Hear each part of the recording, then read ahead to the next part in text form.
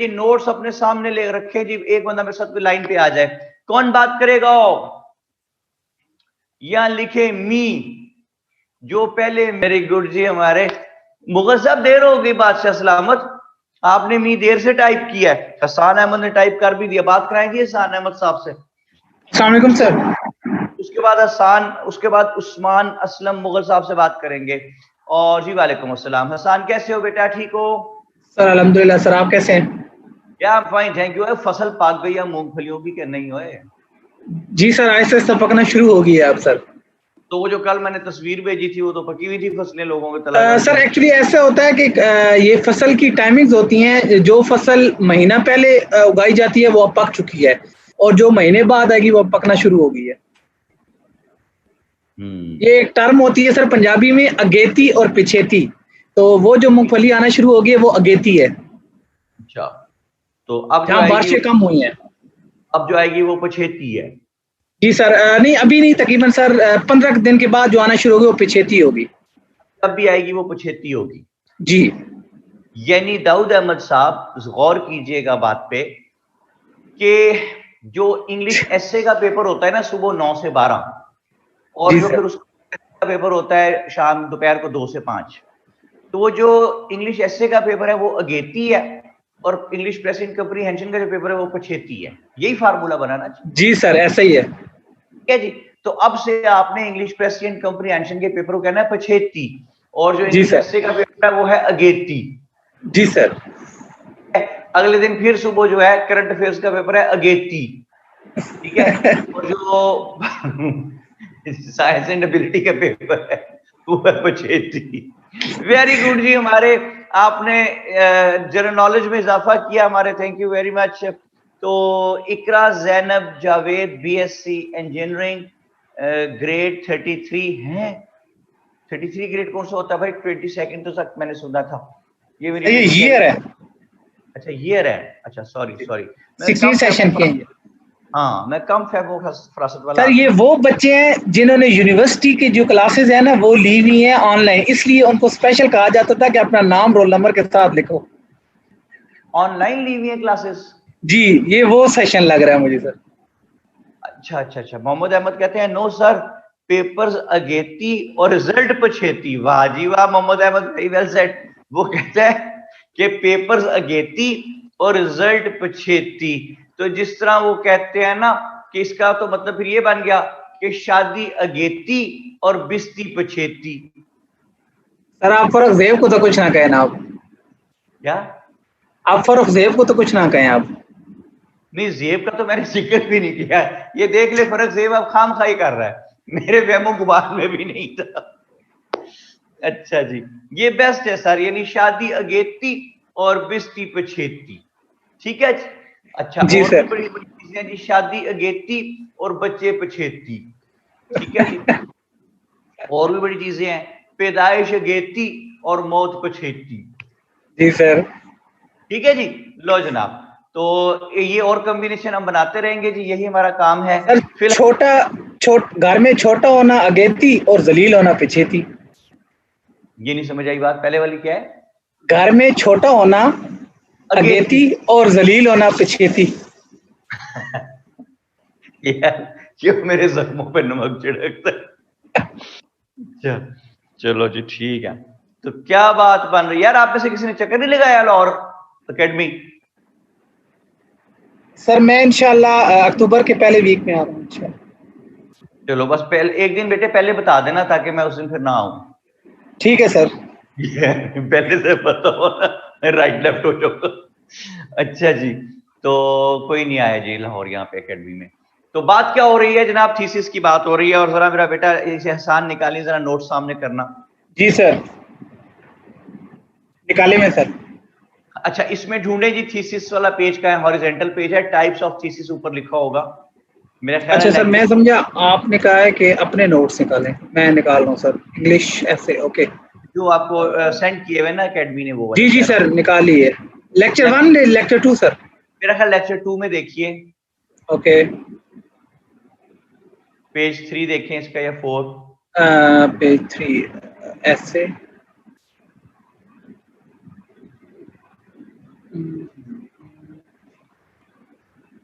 Sir lecture 1 में होंगे शायद, क्योंकि पेज 2 पे तो वहाँ पे तो कुछ और ही है। चले देख लें जल्दी, टाइप्स ऑफ थीसिस यार। जी जी सर, मैं बताएं, पेज नंबर बताएं को मिल जाता तो। कोई किसी को पेज नंबर पता है तो काइंडली अगर बता दें, मैं टाइम वेस्ट कर रहा हूँ। हाँ जी, नोट्स में सर्च करना अगेती और पेज नंबर बताना पछेती। इंट्रोडक्शन जी सर आ गया है, ये पेज नंबर 7 है सर। लेकिन ये सब कुछ करो छेती छेती।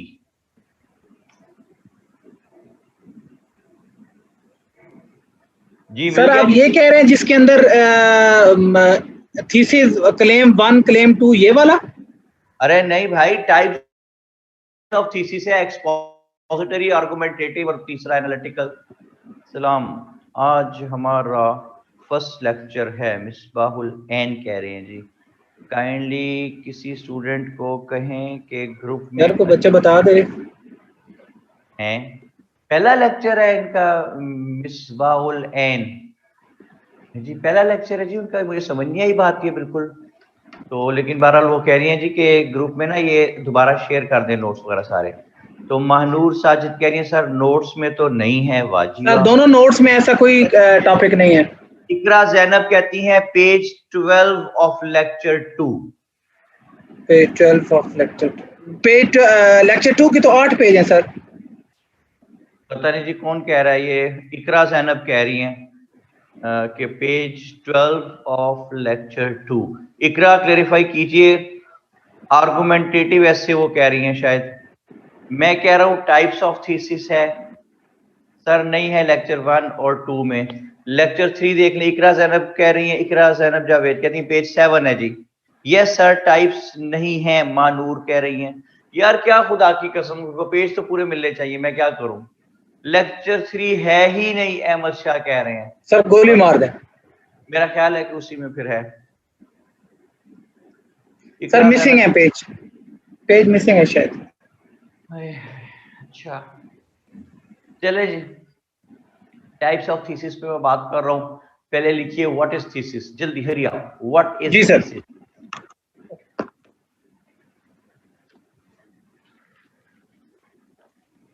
Thesis is the main focus, oblique. It is the central idea, oblique. It is the point which the writer wants to prove in the essay. It is the point which the writer wants to prove in the essay.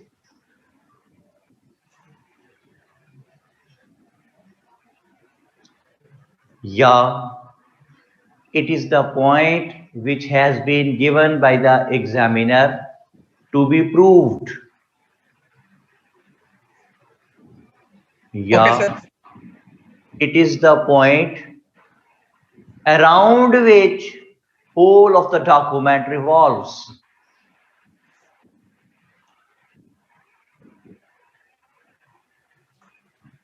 ठीक है जी, ये है thesis point, यानी जो आपने साबित करना है। अच्छा अब देखेंगे टाइप्स ऑफ थीसिस है 3, एक्सपोजिटरी थीसिस, आर्गुमेंटेटिव थीसिस और एनालिटिकल थीसिस। तो सबसे पहले लिखिए एक्सपोजिटरी थीसिस क्या है। It is that type of thesis. It is that type of thesis in which something has been told to the writer. It is that type of thesis in which something has been told to the writer. Told को underline करें, in which something has been told to the writer, told को underline कर लीजिए। दूसरी line लिखिए इसमें bullet डाल के, the thing which has been told to the writer is already known to the examiner.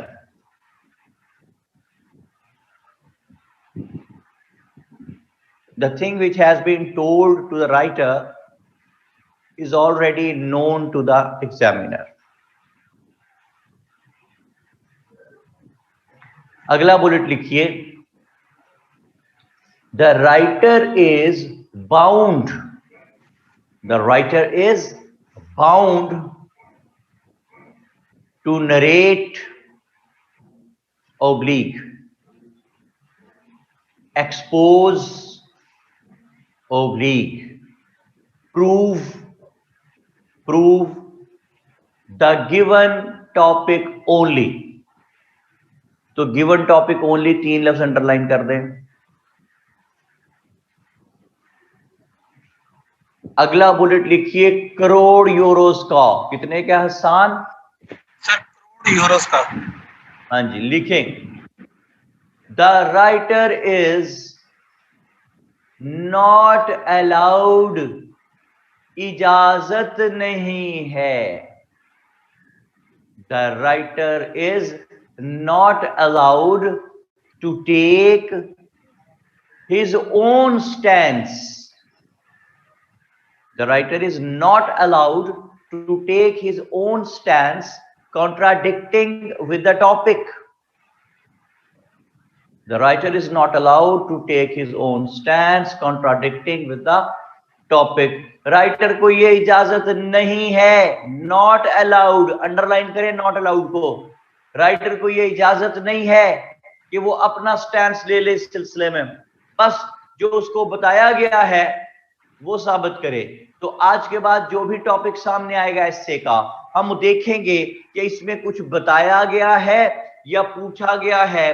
अगर कुछ बताया गया है तो इसका मतलब है कि हम अब अपनी मर्जी नहीं कर सकते।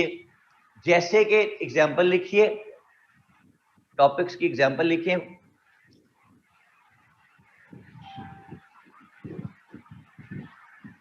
Good governance has become an unrealized dream in Pakistan.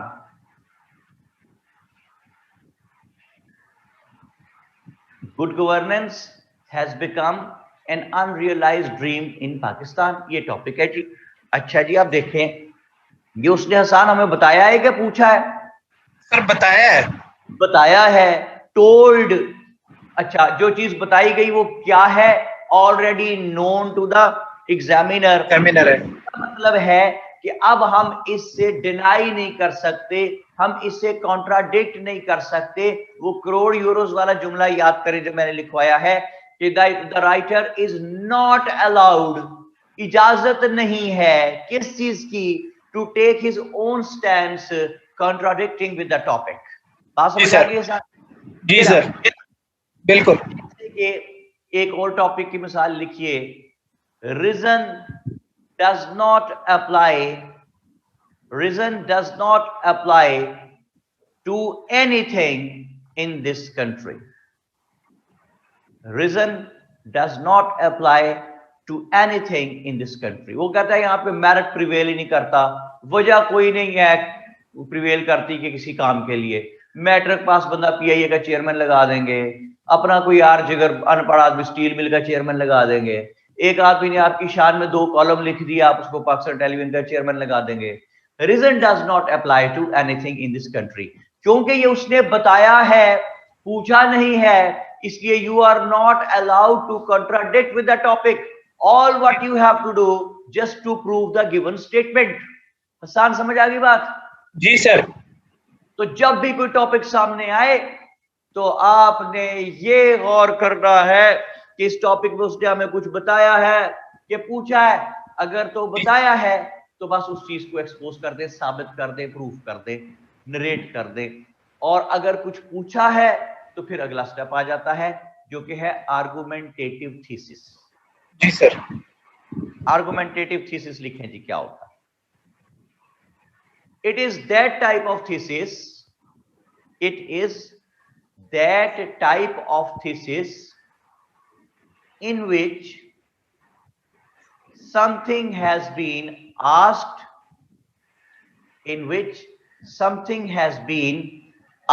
from the writer, or some options have been given.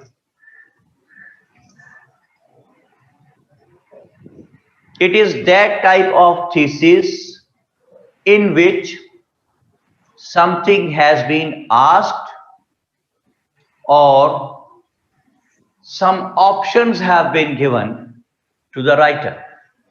Ji sir. दूसरा बुलेट लिखिए, the writer is bound to take one particular stance. Underline करते हैं जी, one particular stance. The writer is bound to take one particular stance and then, और फिर क्या करना है, पहला बुलेट लिखें, and then to make a claim, claim के गिर डब्बा डालें, then to make a claim to justify his stance, then to make a claim to justify his stance. Then दूसरे बुलेट में आए, to give an evidence to prove his claim, and then to give an evidence to prove his claim. Evidence के गिर्द डब्बा डाले,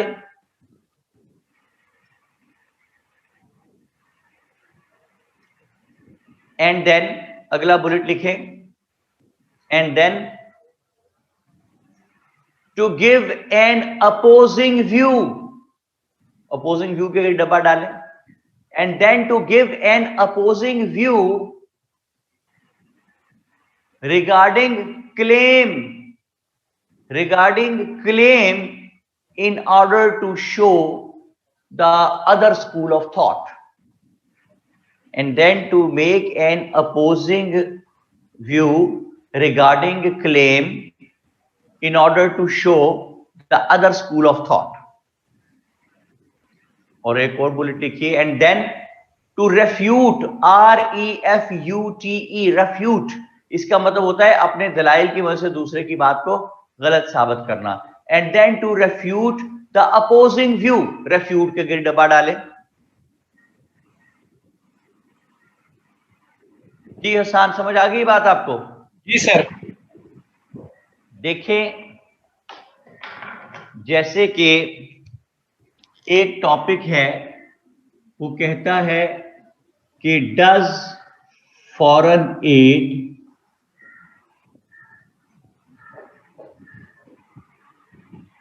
help to achieve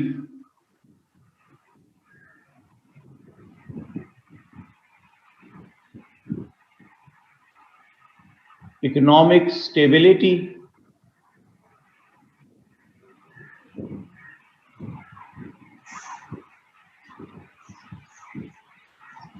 Does foreign aid help to achieve economic stability?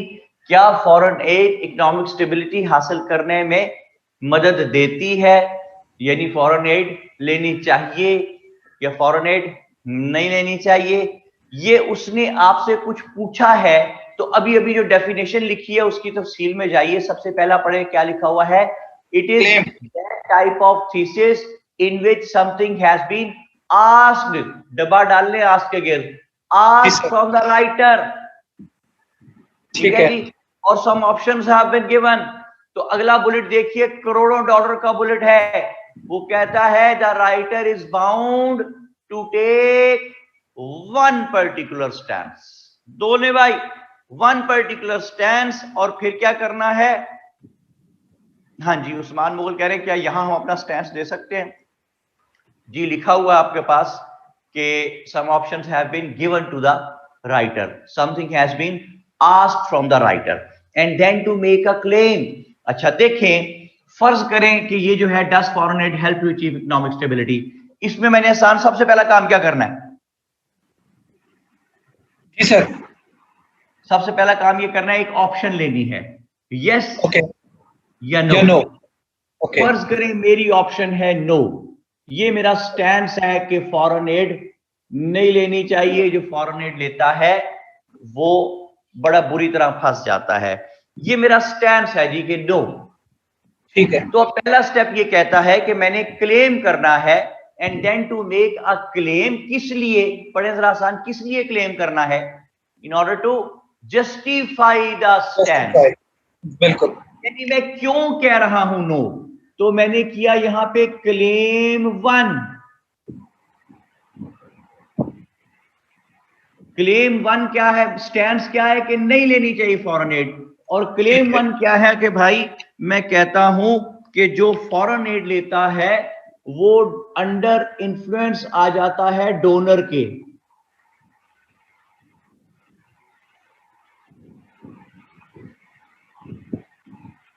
Under influence of donor. तो मैं कहता हूं कि foreign add नहीं लेनी चाहिए, क्योंकि जो फॉरेन एड लेता है वो डोनर के अंडर इन्फ्लुएंस आ जाता है, ये कहता हूं भाई मैं। अच्छा, तो क्लेम किस लिए किया है हसन? सर ताकि हम उसको जस्टिफाई कर सकें। किसको? अपने क्लेम को। क्लेम को। तो देखिए, क्लेम को नहीं भाई, स्टैंड्स को जस्टिफाई करने के लिए क्लेम किया है। ओके, ठीक है, स्टैंड्स को। हाँ जी। तो देखो मेरा बेटा के क्लेम में से एरो निकल के गया स्टैंड्स में, सॉरी, हाँ जी, अपने स्टैंड्स में चला गया। क्लेम में से एरो निकल के कहा जा रहा है? स्टैंड्स में। क्योंकि क्लेम किस लिए किया है? In order to justify the stands. यानी जस्टिफाई करने का मतलब यहां पे ये है कि जनाब मैं इसलिए कह रहा हूं नो कि जो भी फॉरेन एड लेता है वो डोनर के अंडर इन्फ्लुएंस आ जाता है। ओके हो गया? ओके। अब मैंने क्या करना है, अगला स्टेप पढ़ें। उसके बाद मैंने एविडेंस देना है। Evidence for what? अपने क्लेम का evidence, to prove. To prove the claim. तो देखिए मैं कह रहा हूं क्लेम क्या है कि जनाब जो फॉरेन एड लेता है डोनर के अंडर इन्फ्लुएंस आ जाता है, जैसे कि पाकिस्तान और आईएमएफ।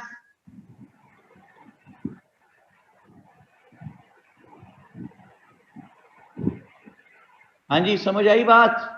जी सर। तो देखें एविडेंस में से एरो निकल के कहां जाएगा बताएं? सर ऊपर जाएगा क्लेम की तरफ। क्लेम की तरफ आ गया जी। लो जी बाजी, ठीक है। जी अच्छा, सर। क्या करना है, अगला स्टेप पढ़ें।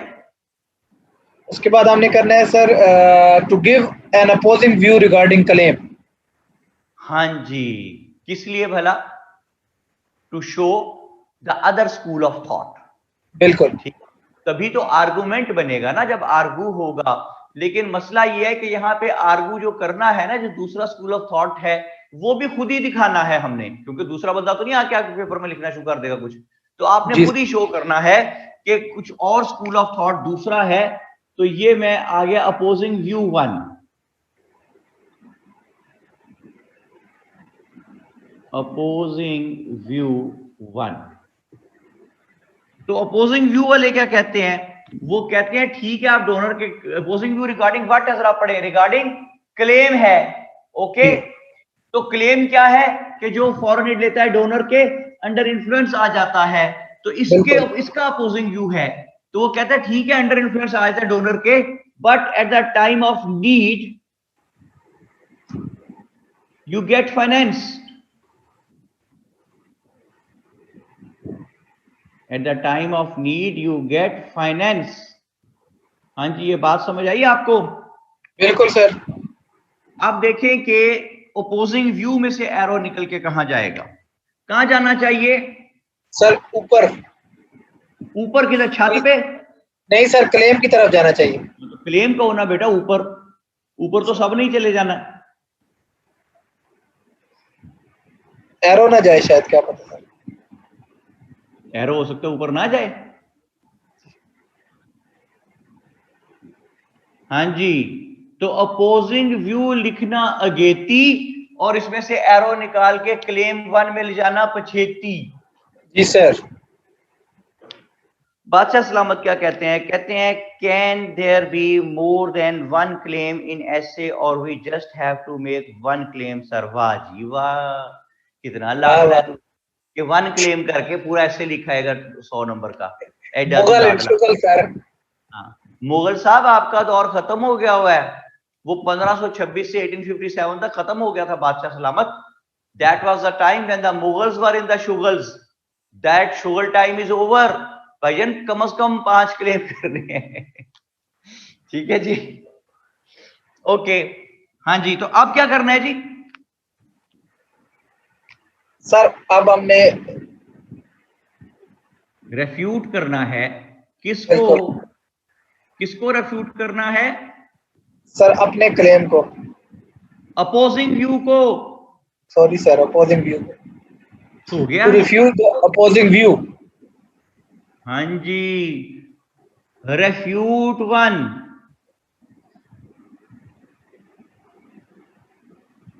रेफ्यूट 1। तो देखें अब रेफ्यूट किसको करना है? अपोजिंग व्यू को। तो अपोजिंग व्यू क्या है? कहते हैं eight the time of need आपको पैसा भी तो मिल जाता है। मतलब बिल्कुल अगर आप अंडर इन्फ्लुएंस आ गए हैं तो ओके। स्पोक में खटक कहती हैं जी समझ नहीं आ रही, पता नहीं क्या समझ नहीं आ रही, लेकिन मैं अभी सारा मेरे बेटे रिपीट करता हूं तो आपको बड़े आराम से समझ आ जाएगा, पूरा सेट बन जाए जरा। अपोजिंग व्यू है, कहते हैं कि जनाब eight the time of need पैसा तो मिल जाता है, भले अंडर इन्फ्लुएंस आ गए तो कोई बात नहीं, पैसा तो मिल गया। तो रिफ्यूट करना है इस पॉइंट को। कैसे करना है कि at the time of need पैसा तो मिल जाता है, लेकिन why to beg for that money? Why not to generate that money through your indigenous resources? अपने इंडिजिनस रिसोर्सेज से पैसा कमाएं, हासिल करें। मांगते क्यों हैं भाई? ठीक है, अच्छा जी। स्पोक में खटक मेरी बेटी, शुरू से बात सुनो। पहली बात तो ये है कि आपसे जब कोई चीज टॉपिक में पूछी जाए तो इसका मतलब है वो आर्गुमेंटेटिव थीसिस है। Whenever something has been asked तो इसका मतलब है कि वो आर्गुमेंटेटिव थीसिस है। डन हो गई जी बात। दूसरी बात, हमने इसमें से वन पर्टिकुलर ऑप्शन लेनी है। ये नहीं कि ये करेंगे जनाब थोड़ा ये भी कर लें तो फिर वो भी कर लें, ऑल दो और बट और फलाना, नहीं। एक ऑप्शन, वन पर्टिकुलर ऑप्शन वो ले ली। फिर क्या करना है? Then to make a claim. Claim किस लिए है? In order to justify the stand, कि जी मैं इसलिए कह रहा हूं नो। फिर उस क्लेम को साबित करने के लिए एविडेंस देनी है in order to prove the claim. अभी मैं वापस आऊंगा स्पोक में खटक, बड़ा ध्यान रखो सारी बात पे बेटा। In order to prove the claim हमने एविडेंस देनी है। फिर हमने बताना है कि इस क्लेम के बारे में एक अपोजिंग व्यू भी है, कुछ और लोग भी हैं जो इसके बारे में नेगेटिव व्यू रखते हैं, हमारी बात से उलट व्यू रखते हैं। वो कौन लोग हैं, उनका व्यू बता देना है। और फिर उस व्यू को हमने निगेट कर देना है, रेफ्यूट कर देना है कि नहीं जी ये लोग गलत कहते हैं। अब इन सिंपल वर्ड्स में, एक सेकेंड, वो क्या कह रही, we can make one claim at a time in intro. Intro की तो बात ही कोई नहीं हो रही ना बेटा। इंट्रो में तो आपने टॉपिक का इंट्रो कराना है ना। टॉपिक का इंट्रो करा दिया, उसके बाद आपने टॉपिक में थीसिस सेंटेंस जो लिखा वो आपका स्टैंस है। ठीक है, इंट्रो में आपने सिर्फ स्टैंस लिया है और उसके बाद क्लेम 1 आया है। ठीक है स्पोक में, एक तो मुझे बता लेते आप अंग्रेज हैं कि आपका नाम कैसे प्रोनाउंसिएट करो? स्पोक माय, ठीक है, स्टाइलिश नाम है बड़ा। गुड। तो मैंने इसे, इसका मतलब भी आपसे पूछा था, शायद मैं भूल गया हूँ। उसका मतलब शायद आपने चांद नहीं बताया था मुझे, मैं भूल गया हूँ इसका मतलब। सर, चांद, मेरे ख्याल में चांद ही बताया था। तेरा कोई तल्लक है इस बात से? सर मैं आपकी हेल्प कर रहा हूँ ना सर, आपका नुमाइंदा जो। मैंने हेल्प मांगी तेरे से, तू ऐसे खाम खा, तेरे जैसे लोग बीच में भाई शॉपर डबल करा लो। तेरा कोई तल्लक है? मैं अपनी बेटी से बात कर रहा हूँ, तू खाम खा बीच में आ गया। हाँ जी। स्पॉक में मतलब नहीं बताया बेटे तूने, वो फिर आ जाएगा बीच में भाई। सर काफी भारी नाम है। काफी भारी नाम है, तुझे उठाना पड़ रहा है? नहीं मतलब मुंह भर जाता है सर। जाहिर है नाम से ही अब मुंह भरेगा, मूंगफलियां तो तू देता नहीं है भाई हमें। अच्छा जी, चांद कह रही हैं जी, वेरी गुड जी, माशाल्लाह। सर 14वीं का या वो पहला चांद? हाँ, आपको कौन सा चाहिए बेटे? सर 14वीं का। तेरे मुकद्दर ना पहली वाले चांद वाले हैं। सर मुझे तो लगता है अमावस की रात वाले हैं। ध्यान कर, खुद सर पे तू चांद बना के फिर रहा अपने। अच्छा जी, चले मेरी बात सुने जी। अच्छा जी, हसान के वो कह रहे हैं, अहमद शाह कह रहे हैं अब हसान साहब की नींद खुल गई होगी पूरी तरह। वेल सेड यार। अच्छा जी स्पोक, मैं बेटे ध्यान से बात सुनो, मैं पूरा एक सीक्वेंस लेके आ रहा हूं। अब मैं नए तरीके से बयान करता हूं। आर्गुमेंटेटिव थीसिस जो है ये एक केस है एक तरह से, जो आप जज के सामने लड़ रहे हैं, आप वकील हैं, लेकिन आपने इसमें सब कुछ खुद ही करना है। पहले आपने लेना है स्टैंस कि कैसे, कि देखिए जज साहब, आज हमारे सामने जो सवाल है वो ये है कि क्या फॉरेन एड लेनी चाहिए या नहीं। हसान क्लियर हुई बात? जी सर। ये पहला स्टेप है, क्या फॉरेन एड लेनी चाहिए या नहीं। दूसरा स्टेप, जज साहब मैं कहता हूं कि फॉरेन एड नहीं लेनी चाहिए। ये क्या हो गया? स्टैंस। बिल्कुल। मैं कहता हूं जज साहब कि फॉरेन एड नहीं लेनी चाहिए, ये मेरा मौकफ है कि फॉरेन एड नहीं लेनी चाहिए। तो मैं इसलिए कहता हूं कि नहीं लेनी चाहिए कि जो फॉरेन एड लेता है वो डोनर के अंडर इन्फ्लुएंस आ जाता है। ये क्या है जी? क्लेम। बिल्कुल। तो फिर ऊपर से आते हैं स्टेप्स लेके सारे, कि जज साहब सवाल सामने ये है कि क्या फॉरेन एड लेनी चाहिए या नहीं। मेरा मौकफ ये है कि फॉरेन एड नहीं लेनी चाहिए, नो। और इसलिए कह रहा हूं कि नहीं लेनी चाहिए कि जो फॉरेन एड लेता है वो डोनर के अंडर इन्फ्लुएंस आ जाता है, क्लेम। फिर एविडेंस देनी है। जज साहब डोनर के अंडर इन्फ्लुएंस आ जाता है, जैसे कि पाकिस्तान IMF के अंडर इन्फ्लुएंस आया हुआ है। ये एविडेंस हो गया सर। अच्छा, अब कहना, लेकिन जज साहब एक दूसरा स्कूल ऑफ थॉट है जो ये कहता है कि क्लेम के बारे में अपोजिंग व्यू, ये देखिए क्लेम में से, अपोजिंग व्यू में से एरो निकल के क्लेम में जा रहा है कि जज साहब एक दूसरा स्कूल ऑफ थॉट है जो कहता है कि कोई बात नहीं, अगर अंडर इन्फ्लुएंस आ भी जाएंगे तो ऐसी कौन सी बात है, eight the time of need पैसा भी तो मिल जाएगा हमें, वी विल गेट फाइनेंस्ड। तो इस अपोजिंग व्यू को रेफ्यूट करना है। तो कैसे करना है कि जज साहब ये जो लोग कहते हैं कि at the time of need पैसा तो मिल जाता है, अंडर इन्फ्लुएंस आगे तो क्या हुआ, ये गलत कहते हैं। इसलिए कि जो भी मुल्क की जरूरत होती है वो एक दिन में इवॉल्व नहीं हो जाती, कुछ टाइम लगता है। पहले से पता होता है 5 साल 4 साल 10 साल पहले से कि पैसा चाहिए होगा। तो why not to generate that money through your indigenous resources, through your own resources. ये बात समझ में आई जी अब आपको आसान? जी सर। ये पूरा एक सेट है, क्लेम, एविडेंस, क्लेम के बारे में अपोजिंग व्यू, और अपोजिंग व्यू को रेफ्यूट करना, गलत साबित करना अपनी दलील की मदद से। ये 4 पैराग्राफ्स बन गए। यानी आपने एक क्लेम सोचा तो पैराग्राफ कितने बन गए हसान? सर 4। 4। तो अगर 5 क्लेम हो तो पैराग्राफ कितने बन गए? 20। 20। तो कितने क्लेम थे? 5। पैराग्राफ्स कितने बन गए उस्ताद? 20।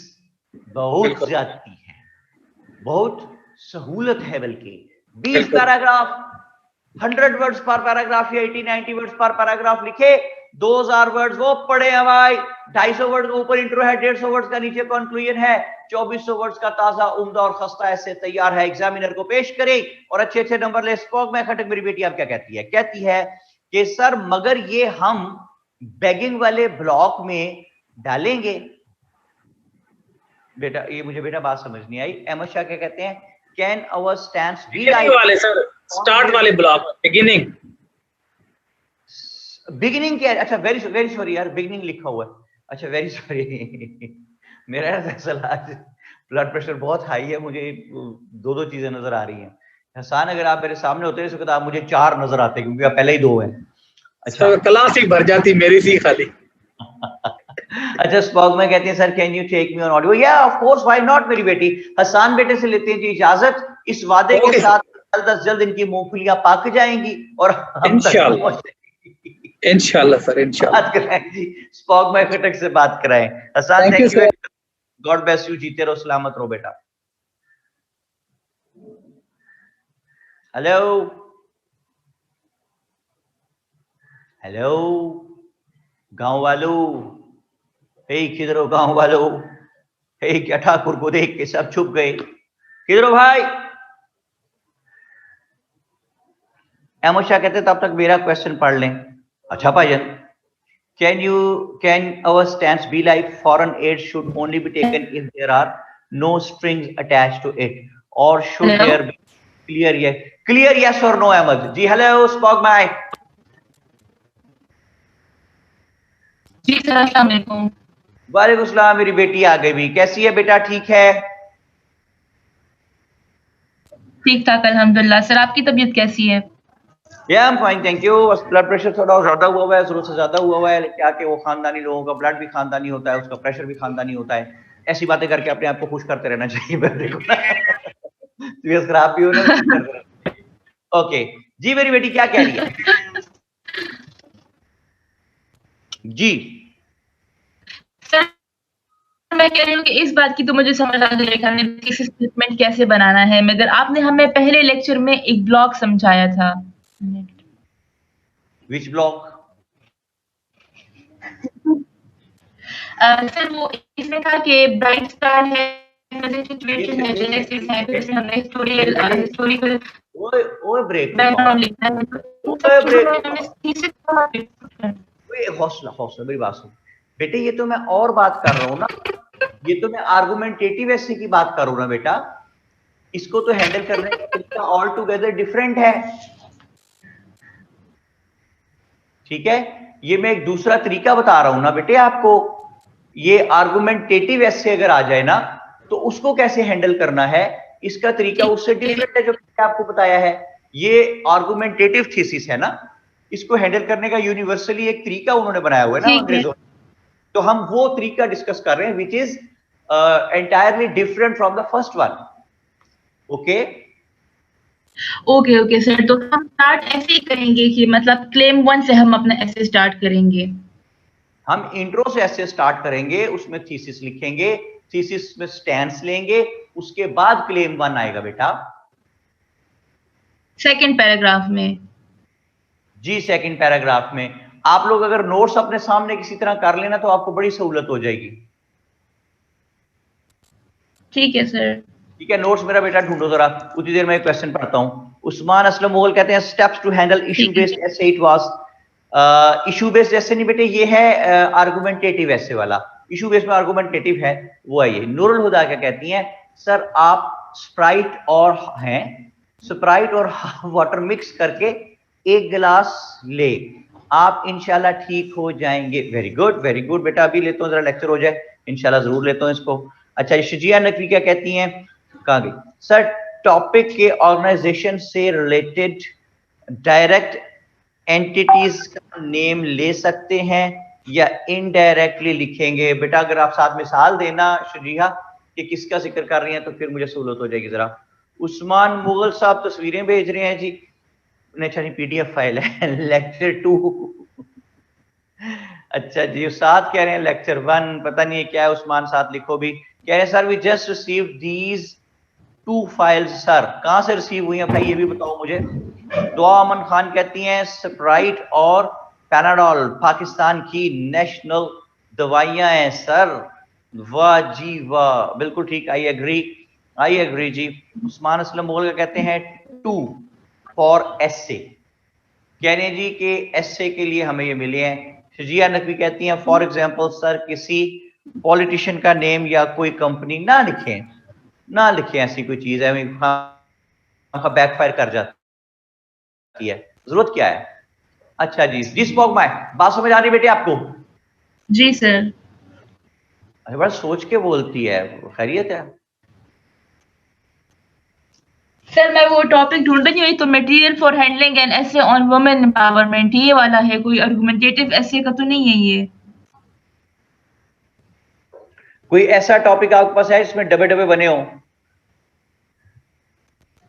लेक्चर 2 में अहमद शाह कह रहे हैं, लेक्चर 2 में अहमद शाह कह रहे हैं आर्गुमेंटेटिव एसे की एग्जांपल है, बट टाइप्स ऑफ एसे के नोट्स नहीं है लेक्चर 1 और 2 में। टाइप्स ऑफ एसे तो भाई मैंने लिखवा दिया, अब उसको क्या करने हैं। अच्छा जी, हसन अहमद कह रहे हैं लेक्चर 2 पेज 12। सर मिल गया। मिल गया? जी सर। मुबारक। ठीक है जी।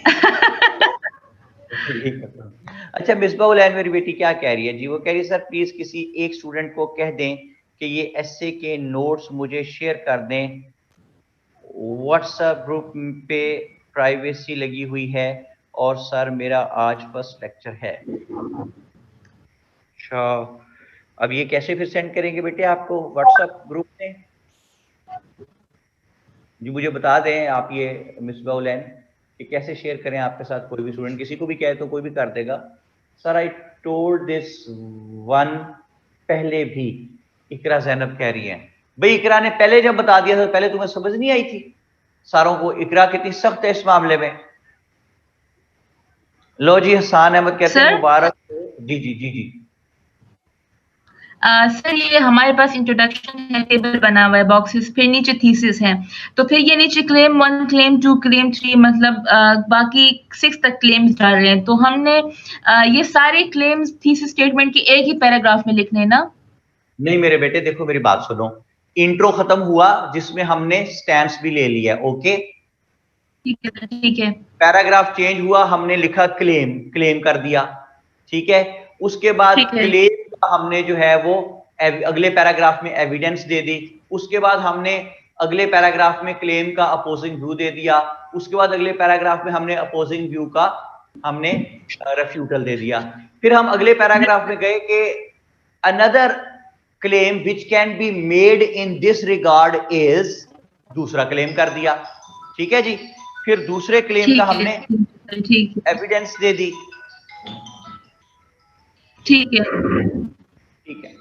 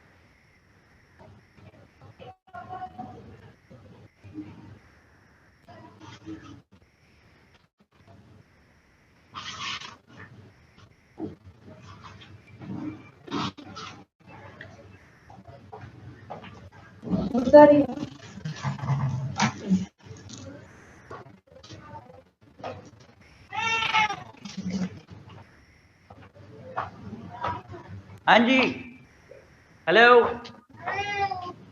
जी सर। फॉग में शोर कौन मचा रहा है पहले तो ये बताओ? सर शोर? सर बिल्ली। बिल्ली है? जी सर। ये पाली हुई है बिल्ली? जी सर, पाली हुई है। कौन सी बिल्ली है ये? श्यामी बिल्ली है? सर पर्शियन कैट है। पर्शियन कैट, वो व्हाइट वाली जो होती है? जी सर, लेकिन मेरी वाली ग्रे है कलर में। ग्रे कलर में, किसी और कलर में नहीं है? नहीं सर, ग्रे कलर में है। क्यों? मतलब कोई ग्रीन रंग की हो तो बड़ी अच्छी लगे। नहीं सर, ग्रीन में तो नहीं देखी, ग्रे में होती है, व्हाइट में होती है, गोल्डन ब्राउन में होती है। नहीं कोई और रंग भी दिखाओ ना, कोई ग्रीन हो जाए, पिंक, पिंक में दिखाएं। सर सर चूजे तो नहीं है वो। कोई ऑरेंज बिल्ली दिखा दो हमें, मतलब हम बोर हो गए ना यार बिल्लियों को कोई रंग देख देख के। देखो ना बिल्लियों में वैरायटी कोई नहीं आ रही, ठीक है? कोई और तरह की बिल्ली हो तो मजा सर आएगा। हाय करा देंगे, कोई मसला नहीं है। अच्छा, क्या नाम है इस बिल्ली का? सर मूजो। क्या नाम है? मूजो। नुजत? मूजो। अच्छा मैंने मोजो, अच्छा उस्मान मुगल साहब बता रही जी मोजो। बेटे तेरे से किसी ने पूछा तेरा कोई तल्लक है इस बात से? उस्मान हर बात में तक करते रहे। अच्छा जी, बिल्ली के नाम है मोजो, ठीक है जी? जी सर। चले अब हम आपसे मोजो का हाल भी पूछे। मोजो क्या खाती है बेटे? सर वो कैट फूड खाती है अपना।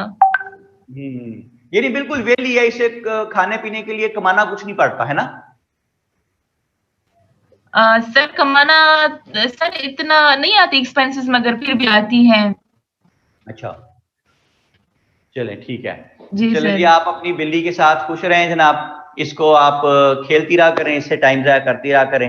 मोजो का जोड़ा है या थैंक यू। सिर्फ एक मोजा है? अच्छा, मोजे नहीं भाईजान, मोजे नहीं है भाई, मोजो है। अच्छा, मोजे हैं ये कोई? अच्छा जी। तो बेटे आपने परेशान नहीं होना, स्पार्क में खटे पेंडू लोग हैं, इन्हें बेचारे क्या पता इनको, ठीक है? ये सारी जिंदगी बेचारे कामों की, कुत्तों की, सादों की, इन्हें क्या पता मौजू क्या है। ये तो एक ज्यादा पाले तो गली में कुत्ता पकड़ के पाले, उसे टागर, हेलो टागर, टागर आ जा टागर, ये वो। आपने परेशान नहीं होना, आप मौजों को खिलाएं मुफ्त के खाने बेशुमार, ठीक है? जी सर। ओके जी। मैं यार, मुझे काम की बात करने तो किधर लगा देते हो? अच्छा, मैं क्या कह रहा था, ये सेट कंप्लीट हो गया जी आपका? जी सर। ओके, तो आगे है एनालिटिकल थीसिस, इसके बारे में 2 जुमले लिखिए। every essay is analytical essay. Every essay is analytical essay, but either it will be analytical expository, या इसे बिल्ली को भगाओ, यहां से शोर मचा रही है, मोजो भाग जा, हट खुश मोजो। अच्छा, एनालिटिकल एक्सपोजिटरी, या ये होगा analytical argumentative. Either it will be analytical expository और analytical argumentative.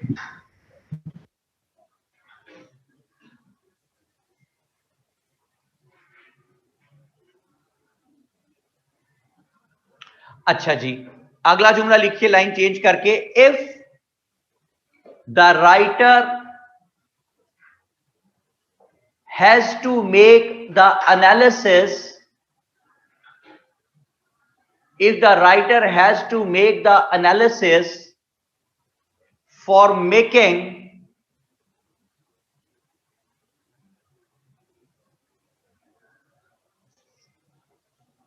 the given topic,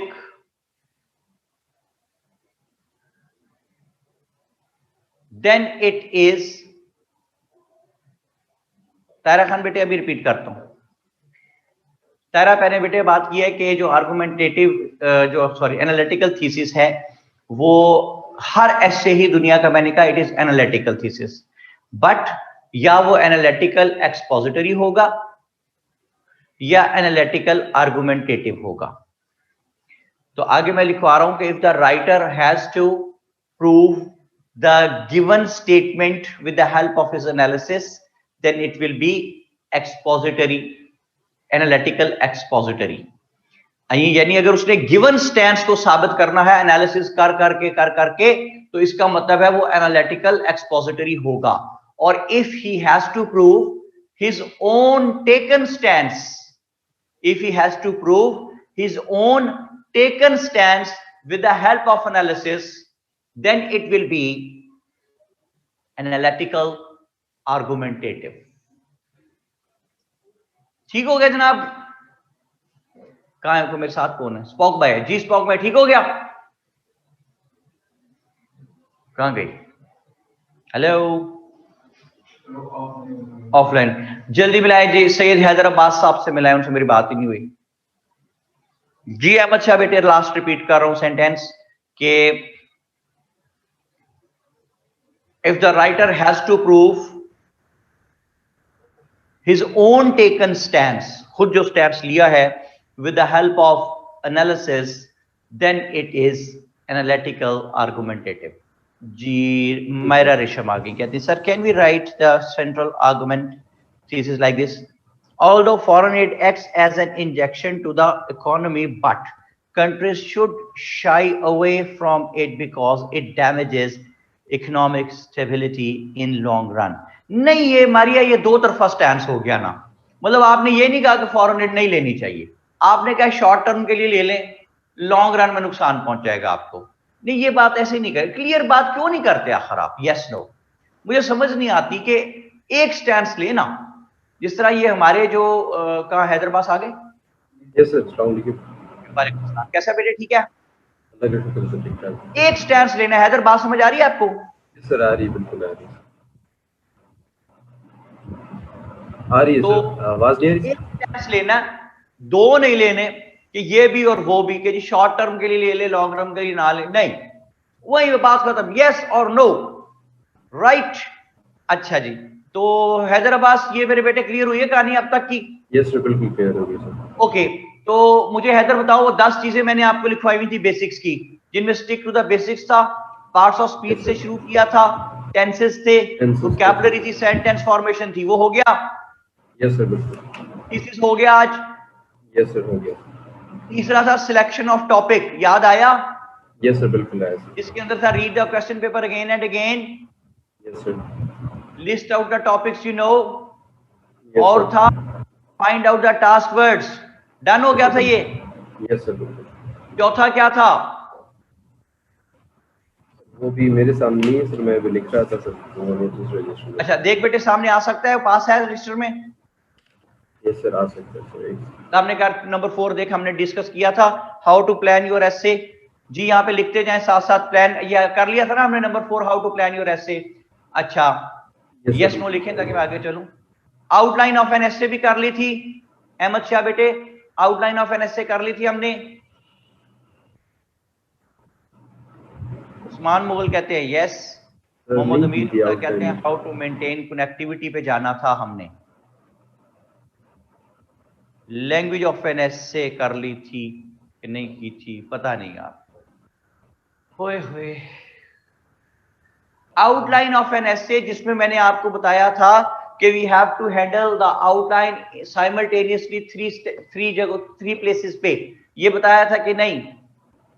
अच्छा, हसान अहमद कहते हैं जी पॉइंट 4 तक की है, फिफ्थ हो गया है आउटलाइन तक। अहमद शाह कहते हैं आउटलाइन तक कर लिया हमने। हैदराबाद बेटे आउटलाइन हमने डिस्कस की थी, तक कर लिया सर, आउटलाइन नहीं की थी सर मेरे ख्याल में सर। आसान कह रहे हैं नहीं हुआ भाई। अच्छा जी, उस्मान मुगल कहते हैं we discuss it in 10 basics of English essay. ओहो, जैसे 10 बेसिक्स आपने वो पेपर का सिनेरियो सर क्रिएट किया था हॉल का, उसके बाद कह रहे हैं हो गई है सर। तो जहाजिब खान बेटे ये बताओ कि आउटलाइन में हमने ये देखा था कि how to handle an outline 3 different places पे इकट्ठी रख के, जो मैंने दिखाई थी आपको। आगा साहब कहते हैं नो सर, दुआ कहती है नो सर। ओके, तो हम फिर आउटलाइन से बात स्टार्ट करते हैं। ओके जी, ओके, आउटलाइन से बात स्टार्ट करें। डन हो गया हैदर? यस सर, बिल्कुल। ओके, लिखें जी आउटलाइन के बारे में। What is outline? लिखें, outline is the content page of your book. लिखते जाए, मैं जरा बैठा हूं साइड पे। Outline is the content page of your book. दूसरी बात देखिए, importance of outline. Every point written in the outline is required to be justified in the main essay.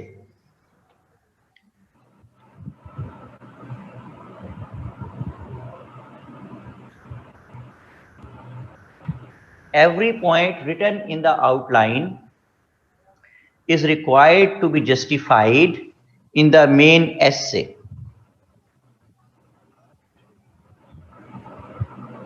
अच्छा जी, अगली चीज लिखिए, length of an outline minimum 1.5 pages, maximum up to 3। Minimum 1.5 pages, maximum up to 3।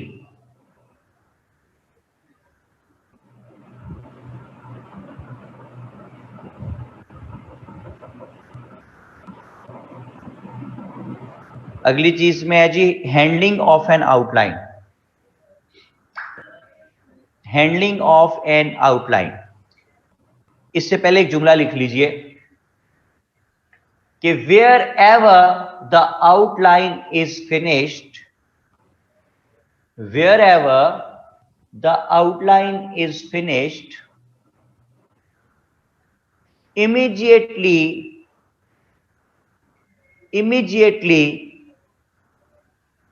move to the next page,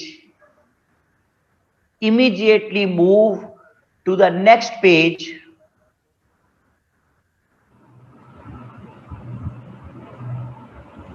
for starting the essay. Full stop. No matter if the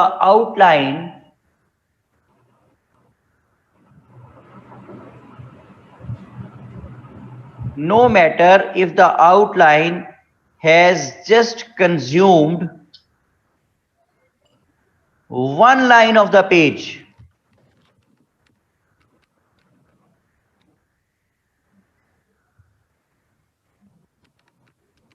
still you are required to start the essay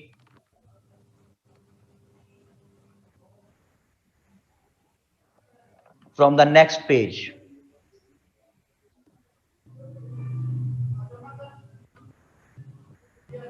जी हैदर शाह जी, ये बात समझ आ गई हमें? Yes sir, आगे बिल्कुल sir. चाहे एक लाइन कंज्यूम हुई हो उस पेज की आउटलाइन में, हमने आउटलाइन जिस पेज पे खत्म की है वहां से ऐसे लिखना कभी शुरू नहीं करना, हमेशा नेक्स्ट पेज पे चले जाना है ऐसे स्टार्ट करने के लिए। तो आइए चीजों को फाइनलाइज करते हैं। आउटलाइन तक पहुंचे तो आगे लिखा हुआ है हैंडलिंग ऑफ एन आउटलाइन,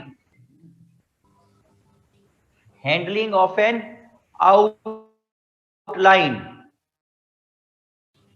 तो देखें, ये 3 जगहों पे रख के हम इसको डील करेंगे आउटलाइन को।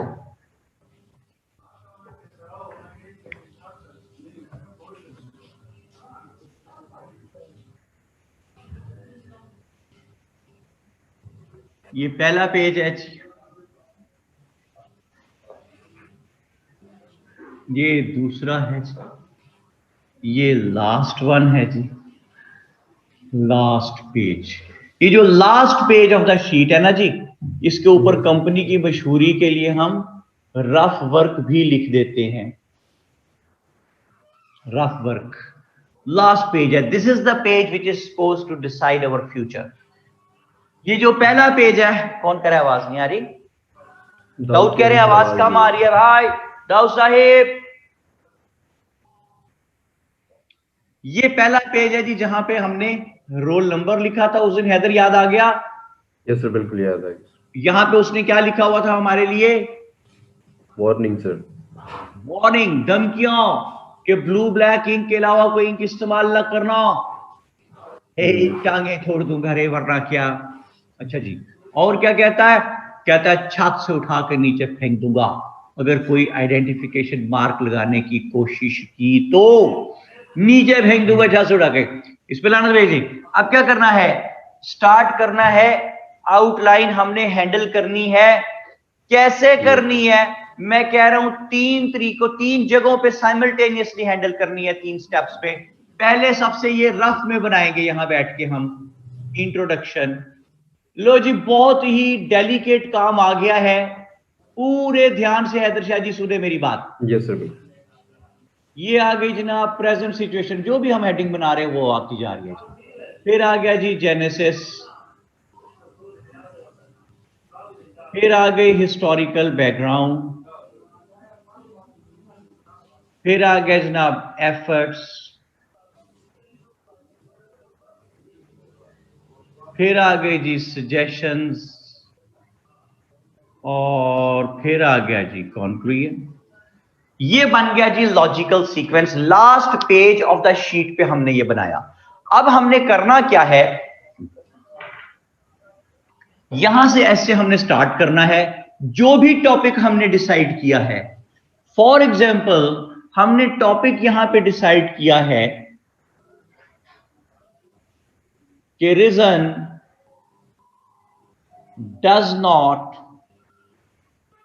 Apply to anything in this country. ये टॉपिक लिख दिया। इसके नीचे यहां हमने लिखा आउटलाइन। आउटलाइन में मैं पहले यहां पे लिखूंगा इंट्रोडक्शन। समझते जाएं क्या होने लगा। यहां से मैं ये इंट्रोडक्शन और इसके ये 4 बुलेट्स उठाऊंगा। इंट्रोडक्शन लिखा, उसके नीचे मैंने ये 4 बुलेट्स जो थे इसके बनाए हुए वो मैंने लिख दिए जनाब। ये 4 बुलेट्स लिख दिए और इनको यहां पे जब पहुंचूंगा इस पेज पे तो यहां पे लिखूंगा एसे। ये लिख दिया जी एसे, ताकि उसे पता चले यहां से बंदा ऐसे स्टार्ट करने लगा।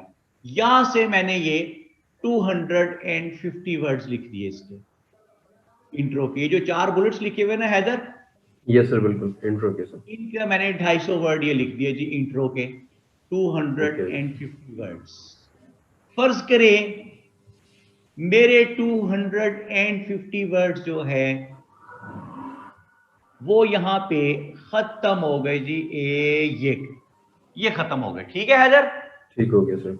अब अगला स्टेप क्या है कि मैं यहां से ये प्रेजेंट सिचुएशन की हेडिंग और इसका पहला बुलेट उठाऊंगा। तो ये मैंने आके नीट आउटलाइन में लिखा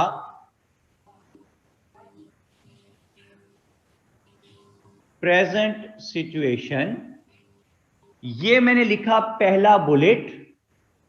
यस सर। और यहां मैंने इसको कर दिया एक्सप्लेन। ये जनाब, ये मैंने एक्सप्लेन कर दिया पहला पैराग्राफ।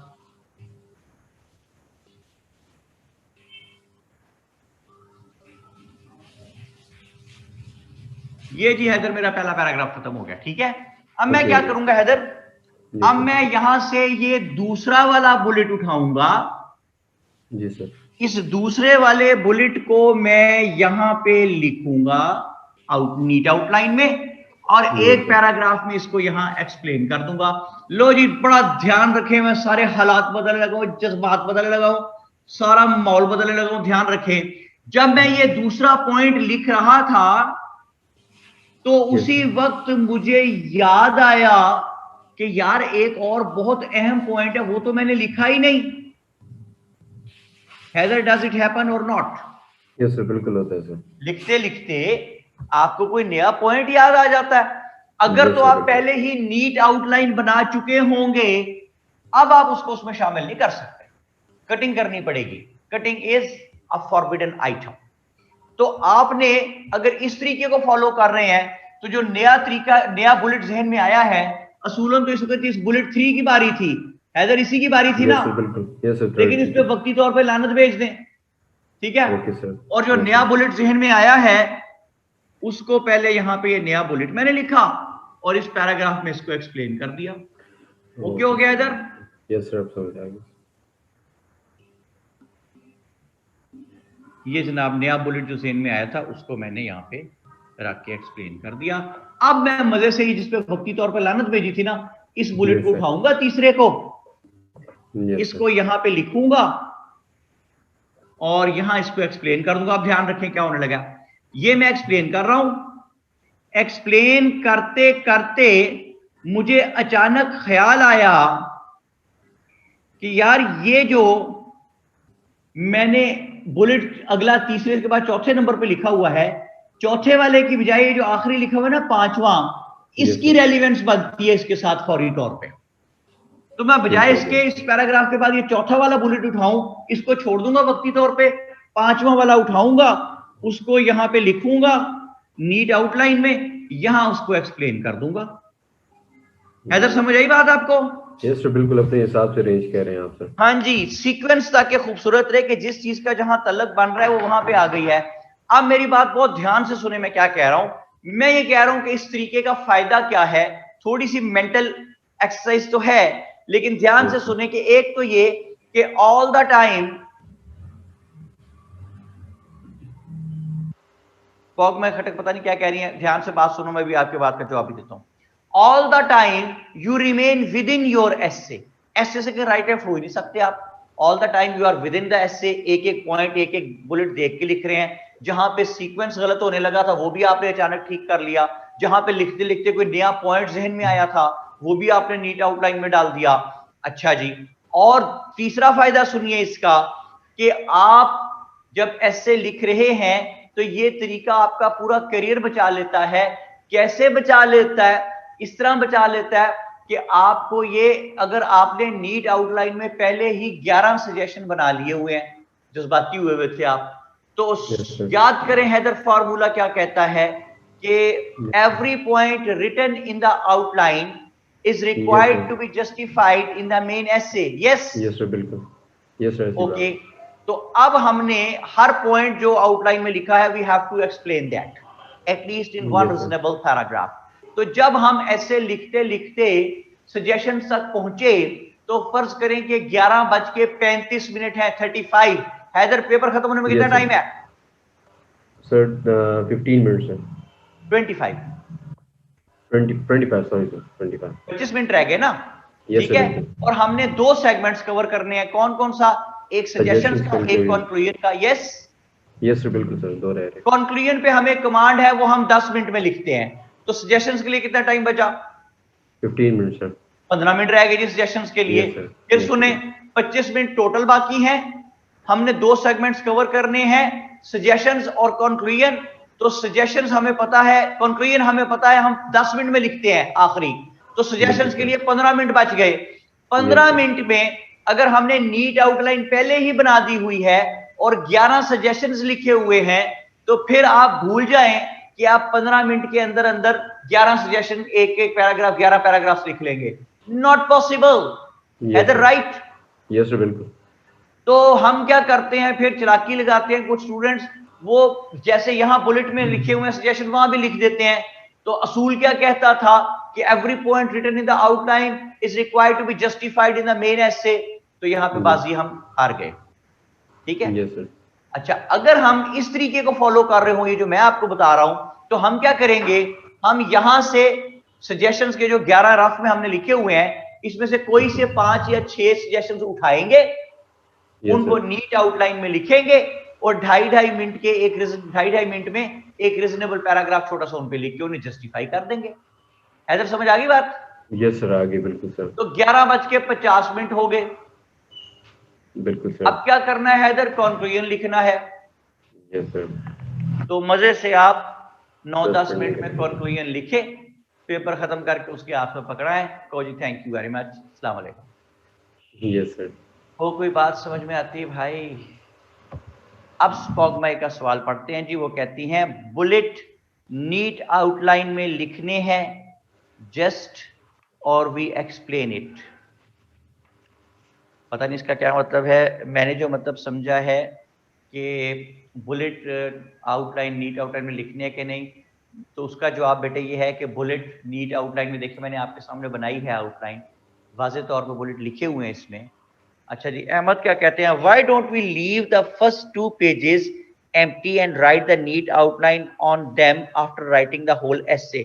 ना जी ना अहमद शाह, बिल्कुल नहीं।